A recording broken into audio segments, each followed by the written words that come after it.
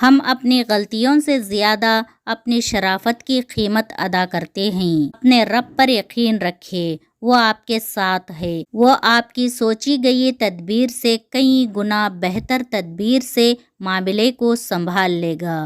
زندگی یوں ہی نہیں گزرتی، رویوں میں لچک اور دلوں میں گنجائش رکھنی پڑتی ہے۔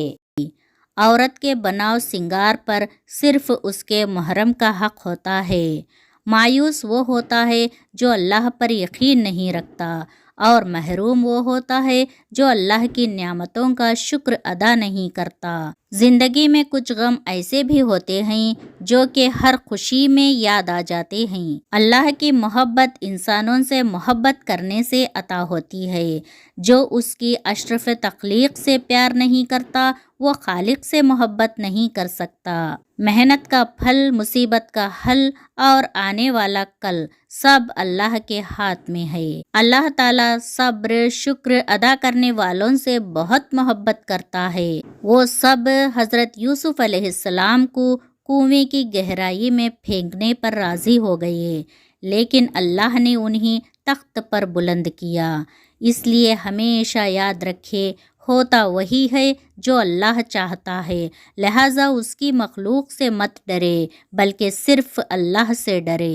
کبھی کبھار ساتھ بیٹھے لوگوں سے زیادہ ہزاروں میل دور بیٹھے لوگ آپ کی مسکراہٹ کی وجہ بن جاتے ہیں۔ جوانی میں ہر قدم پھونک پھونک کر رکھے، کہیں ایسا نہ ہو کہ لکھے آپ لیکن آپ کا لکھا ہوا آپ کی اولاد پڑھے۔ اپنی آنے والی اولاد کے مستقبل کی خاطر خود کو اللہ کی مدد سے دنیا کے فتنوں سے بچائے۔ زمین کے اوپر کوئی بھی عمل کرنے سے پہلے کچھ لمحے کے لیے صرف ایک بار سوچیں کہ ہمارا یہ عمل زمین کے نیچے ہمارے لیے کس نتیجے کا باعث ہوگا۔ غلط کام غلط ہی ہوتا ہے، نیت اچھی ہونے سے کوئی حرام یا مکروہ کام جائز نہیں ہو جاتا۔ اپنا قیمتی وقت ضائع نہ کریں، ہر لمحہ ہر اس چیز سے فائدہ اٹھانا سیکھے جو آپ کے میزان کو بھاری کر دے۔ سبحان اللہ و بحمدہ سبحان اللہ العظیم پڑھتے رہا کرے۔ مومن صرف اپنی ذات میں نہیں جیتا، ایک طرف وہ اپنے رب کو راضی کرتا ہے اور دوسری طرف بندوں کی خیر خواہی کرتا ہے۔ تمہاری روتی آنکھوں نے جو شکوے کیے ہیں وہ اللہ نے سنے ہیں۔ جو انسان فجر کی نماز نہیں پڑھتا اور کہتا ہے کہ میں اللہ سے ڈرتا ہوں، وہ انسان جھوٹا ہے، کیونکہ رب العالمین سے ڈرنے والا کبھی فجر نہیں چھوڑتا۔ اگر آپ کے پاس سوال کے جواب میں دلیل نہیں ہے تو کوئی بات نہیں، مگر گالم گلوچ جاہل ہونے کی نشانی ہے۔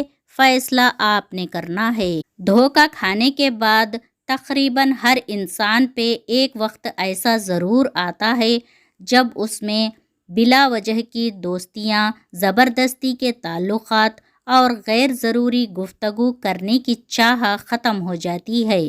تعلقات کو نبھانے کے لیے عہد و پیمان کی ضرورت نہیں ہوتی، ضرورت ہوتی ہے تو بس ایک دوسرے سے مخلص ہونے کی۔ وہ تعلق چاہے دوستی کا ہو، محبت کا ہو، خون کا ہو یا احساس کا۔ ہم باہر کی جتنی بھی جنگیں لڑ لیں، اپنے اندر کی جنگ سے ہار جاتے ہیں، اور یہ ہار اتنی بری ہوتی ہے کہ ہم خود کو سمیٹتے سمیٹتے بکھرتے جاتے ہیں۔ ایک پھول والے کی دکان پر کیا خوبصورت جملہ لکھا تھا، انسان کو ہر قدم پر جیت چاہیے، مگر لوگ میرے پاس آ کر ہار مانگتے ہیں۔ کسی بزرگ سے کہا گیا، کچھ نصیحت کر دیں، فرمایا، بس دھیان رکھنا کوئی اللہ سے تمہاری شکایت نہ کر دے۔ بدلہ لینے والوں سے نہیں بلکہ سہ جانے والوں سے ڈرو، ان کا معاملہ رب کے حضور پہنچا دیا جاتا ہے۔ اگر کوئی بلا وجہ آپ کا دشمن بن جائے تو مان لیجئے آپ میں کچھ خاص ہے، سامنے والا حسد کا شکار ہے۔ رشتے توڑنے کا مشورہ تو کوئی بھی دے سکتا ہے، مگر رشتے جوڑنے اور نبھانے کی ترغیب کوئی باشعور شخص ہی دے سکتا ہے۔